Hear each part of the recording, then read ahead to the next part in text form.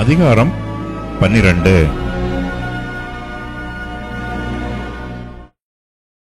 பஸ்கா பண்டிகை வர 6 நாளைக்கு முன்னே இயேசு தாம் மரணத்திலிருந்து எழுப்பின லாசரு இருந்த பெத்தானியாவுக்கு வந்தார். அங்கே அவருக்கு இராவிருந்து பண்ணினார்கள். மார்த்தாள் பணிவிடை செய்தாள். லாசருவும் அவருடனே கூட பந்தியிருந்தவர்களில் ஒருவனாயிருந்தான். அப்பொழுது மரியாள் விலையேற பெற்ற களங்கமில்லாத நளதம் என்னும் தைலத்தில் ஒரு ராத்தல் கொண்டு வந்து அதை இயேசுவின் பாதங்களில் பூசி தன் தலைமயிரால் அவருடைய பாதங்களை துடைத்தாள். அந்த வீடு முழுவதும் தைலத்தின் பரிமளத்தினால் நிறைந்தது. அப்பொழுது அவருடைய சீஷரில் ஒருவனும் அவரை காட்டிக் கொடுக்கப் போகிறவனுமாகிய சீமோனுடைய குமாரனான யூதாஸ் காரியாத்து இந்த தைலத்தை 300 பணத்துக்கு விற்று தரித்திரருக்கு கொடாமல் போனதென்ன என்றான். அவன் தரித்திரரை குறித்து கவலைப்பட்டு இப்படி சொல்லாமல், அவன் திருடனானபடினாலும் பணப்பையை வைத்துக்கொண்டு அதிலே போடப்பட்டதை சுமக்கிறவனானபடினாலும் இப்படி சொன்னான். அப்பொழுது இயேசு, இவளை விட்டுவிடு, என்னை அடக்கம் பண்ணும் நாளுக்காக இதை வைத்திருந்தாள். தரித்திரர் எப்பொழுதும் உங்களிடத்தில் இருக்கிறார்கள், நான் எப்பொழுதும் உங்களிடத்தில் இரேன் என்றார். அப்பொழுது யூதரில் திரளான ஜனங்கள் அவர் அங்கே இருக்கிறதை அறிந்து இயேசுவின் நிமித்தமாக மாத்திரம் அல்ல, அவர் மரித்தோரிலிருந்து எழுப்பின லாசருவை காணும்படியாகவும் வந்தார்கள். லாசருவின் நிமித்தமாக யூதர்களில் அநேகர் போய் இயேசுவினிடத்தில் விசுவாசம் வைத்தபடியால் பிரதான ஆசாரியர்கள் லாசருவையும் கொலை செய்ய ஆலோசனை பண்ணினார்கள். மறுநாளிலே இயேசு எருசலேமுக்கு வருகிறார் என்று பண்டிகைக்கு வந்த திரளான ஜனங்கள் கேள்விப்பட்டு குருத்தோலைகளை பிடித்துக்கொண்டு அவருக்கு எதிர்கொண்டு போகும்படி புறப்பட்டு, ஓசன்னா, கர்த்தருடைய நாமத்தினாலே வருகிற இஸ்ரவேலின் ராஜா ஸ்தோத்திரிக்கப்பட்டவர் என்று ஆர்ப்பரித்தார்கள். அல்லாமலும், சீயோன் குமாரத்தியே, பயப்படாதே, உன் ராஜா கழுதைக்குட்டியின் மேல் ஏறி வருகிறார் என்று எழுதியிருக்கிற பிரகாரமாக இயேசு ஒரு கழுதைக்குட்டியை கண்டு அதன் மேல் ஏறிப்போனார். இவைகளை அவருடைய சீஷர்கள் துவக்கத்திலே அறியவில்லை. இயேசு மகிமையடைந்த பின்பு இப்படி அவரை குறித்து எழுதியிருக்கிறதையும் தாங்கள் இப்படி அவருக்கு செய்ததையும் நினைவு கூர்ந்தார்கள். அன்றியும் அவருடனே கூட இருந்த ஜனங்கள் அவர் லாசருவை கல்லறையிலிருந்து வெளியே வரவழைத்து அவனை உயிரோடே எழுப்பினார் என்று சாட்சி கொடுத்தார்கள். அப்படிப்பட்ட அற்புதத்தை அவர் செய்தார் என்று ஜனங்கள் கேள்விப்பட்டதினால் அவர்கள் அவருக்கு எதிர்கொண்டு போனார்கள். அப்பொழுது பரிசேயர் ஒருவரை ஒருவர் நோக்கி, நீங்கள் செய்கிறதெல்லாம் வீணென்று அறிகிறதில்லையா? இதோ உலகமே அவனுக்கு பின் சென்று போயிற்றே என்றார்கள். பண்டிகையில் ஆராதனை செய்ய வந்தவர்களில் சில கிரேக்கர் இருந்தார்கள். அவர்கள் கலிலேய நாட்டு பெத்சாயிதா ஊரானாகிய பிலிப்புனிடத்தில் வந்து, ஐயா, இயேசுவை காண விரும்புகிறோம் என்று அவனை கேட்டுக்கொண்டார்கள். பிலிப்பு வந்து அதை அந்திரேயாவுக்கு அறிவித்தான். பின்பு அந்திரேயாவும் பிலிப்புவும் அதை இயேசுவுக்கு அறிவித்தார்கள். அப்பொழுது இயேசு அவர்களை நோக்கி, மனுஷகுமாரன் மகிமைப்படும்படியான வேளை வந்தது.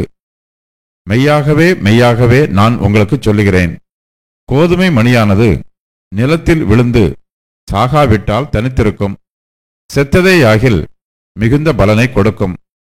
தன் ஜீவனை சிநேகிக்கிறவன் அதை இழந்து போவான். இந்த உலகத்தில் தன் ஜீவனை வெறுக்கிறவனோ அதை நித்திய ஜீவ காலமாய் காத்து கொள்வான். ஒருவன் எனக்கு ஊழியம் செய்கிறவனானால் என்னை பின்பற்ற கடவன். நான் எங்கே இருக்கிறேனோ அங்கே என் ஊழியக்காரனும் இருப்பான். ஒருவன் எனக்கு ஊழியம் செய்தால் அவனை பிதாவானவர் கனம் பண்ணுவார். இப்பொழுது என் ஆத்துமா கலங்குகிறது. நான் என்ன சொல்லுவேன்? பிதாவே, இந்த வேளை நின்று என்னை ரட்சியும் என்று சொல்வேனோ? ஆகிலும் இதற்காகவே இந்த வேளைக்குள் வந்தேன்.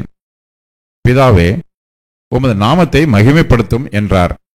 அப்பொழுது மகிமைப்படுத்தினேன், இன்னமும் மகிமைப்படுத்துவேன் என்கிற சத்தம் வானத்திலிருந்து உண்டாயிற்று.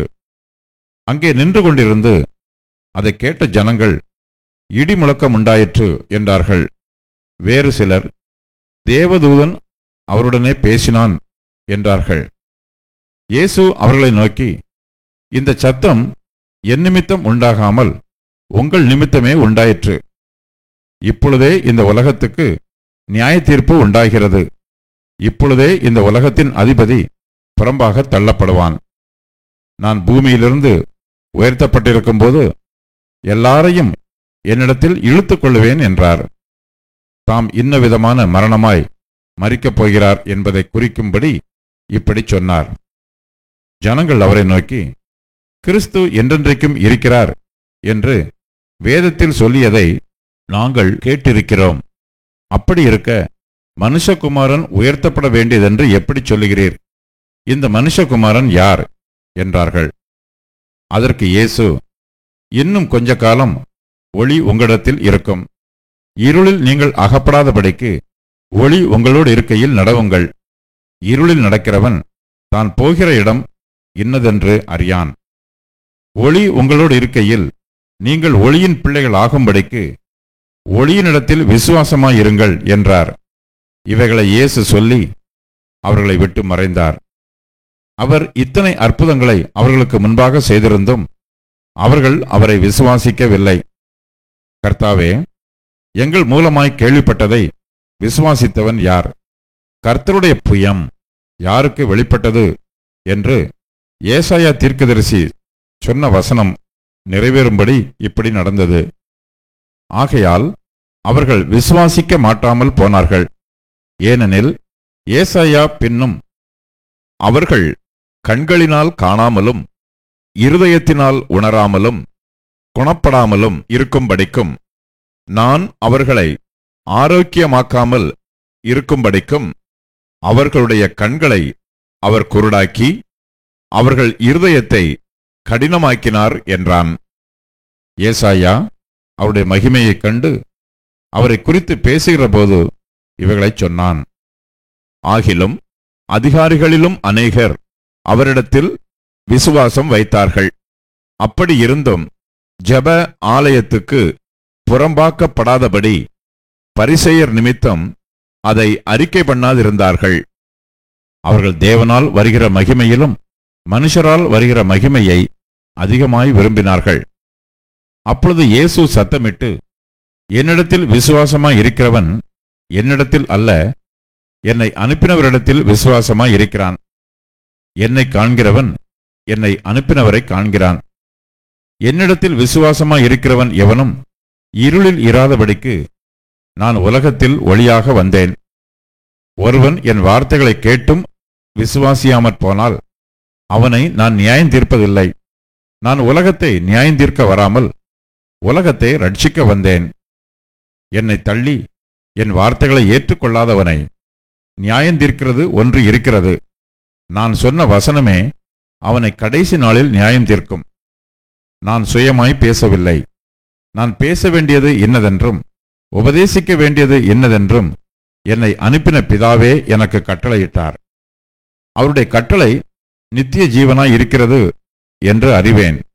ஆகையால் நான் பேசுகிறவைகளை பிதா எனக்கு சொன்னபடியே பேசுகிறேன் என்றார்.